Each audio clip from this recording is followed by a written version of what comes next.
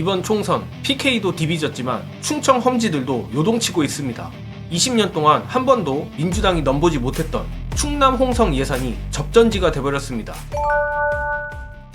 충청투데이와 TJB 대전방송에 의뢰하여 조원 CNI가 3월 23일, 24일 실시한 충남 홍성 예산 지역구 여론조사가 떴습니다.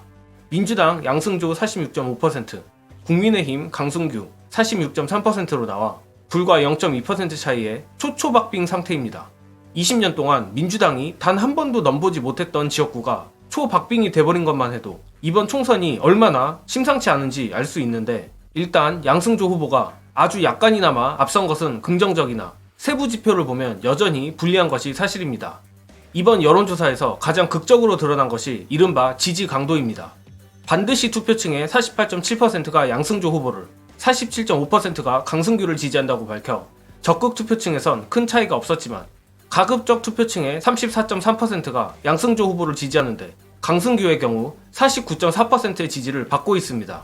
가급적 투표하겠다는 유권자층에서 15% 이상의 격차가 나는 것인데, 이는 사실 그다지 좋은 신호가 아닙니다. 여론조사는 여론조사일 뿐 실제 투표함에 들어간 표가 중요한 것인데, 투표함에 표를 넣겠다는 유권자의 수치를 비교해보면 사실상 실전에선 지는 결과가 나올 수도 있습니다. 따라서 어떻게든 양승조 후보가 승리하기 위해선 투표율을 끌어올리는 게 가장 중요해 보이며, 이는 이전에 나왔던 조사들만 봐도 충분히 유추해 볼 수 있습니다. 양승조 후보가 3% 우세한 것으로 나온 MBC 여론조사는 전화면접 방식, 양승조 후보가 3.2% 뒤지는 굿모닝 충청 여론조사는 ARS 방식입니다. 여기에 전화면접 방식은 정치 저관여들을 더 잡아낸다는 것과 ARS는 반대로 정치 고관여들이 더 잡힌다는 특징을 감안해야 합니다.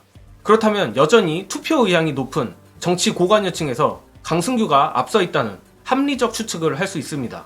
역시 20년 동안 넘보지 못했던 극한의 험지인 것은 어쩔 수 없습니다. 그나마 희망적인 부분은 0.2%긴 하지만 양승조 후보가 우세하다고 나온 이번 조사도 ARS 조사란 것입니다.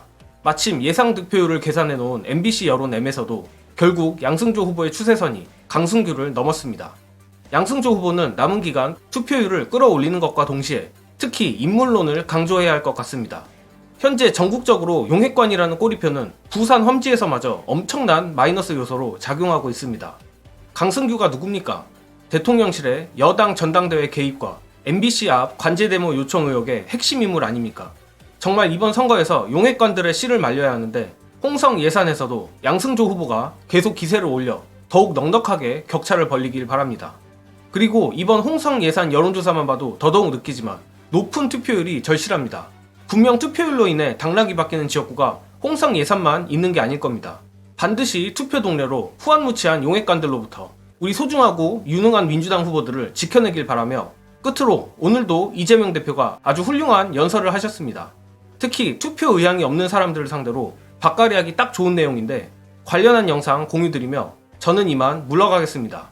시청해주신 여러분 감사합니다. 여러분들 손에 그 한 표에 우리 국민 여러분 개인의 인생이 걸려 있습니다. 이런 삶을 계속 살 것인지, 선진 대한민국으로 세계에 자랑하던 모범적인 민주국가로 평화로운 나라로 다시 갈 것인지, 나락으로 떨어질 것인지가 결정납니다. 지금도 망가뜨려버린 파탄난 민생 더 나빠질 수도 있고, 세계에 자랑하던 10대 경제 강국이 지금 200대 무역 적자국이 돼버린 이 경제 파탄도 계속될 수가 있습니다. 정말 잘 살다가 파탄 나버린 아르헨티나처럼 될 수도 있습니다. 우리 국민들의 선택이 대한민국 운명을 결정한다는 생각으로 이번 선거에서 정말 많은 분들이 꼭 참여해 주시기를 부탁드립니다. 내가 참여하지 않으면 중립이라고 생각할 수도 있습니다. 참여하지 않으면, 포기하면, 방관하면 중립이 아니라 지금의 현 상태를 지지하는 것이 됩니다. 지금의 이 잘못된 현실을 바꾸려고 하면 참여하고 행동하고 실천해야 합니다. 나만이 아니라 이웃과 친지들 다 참여하도록 설득하고, 그래서 우리의 운명을 바꿔야 합니다. 이 잘못된 정치 환경을 우리 손으로 개선해야 합니다. 저는 우리 국민들의 집단 지성을 믿습니다.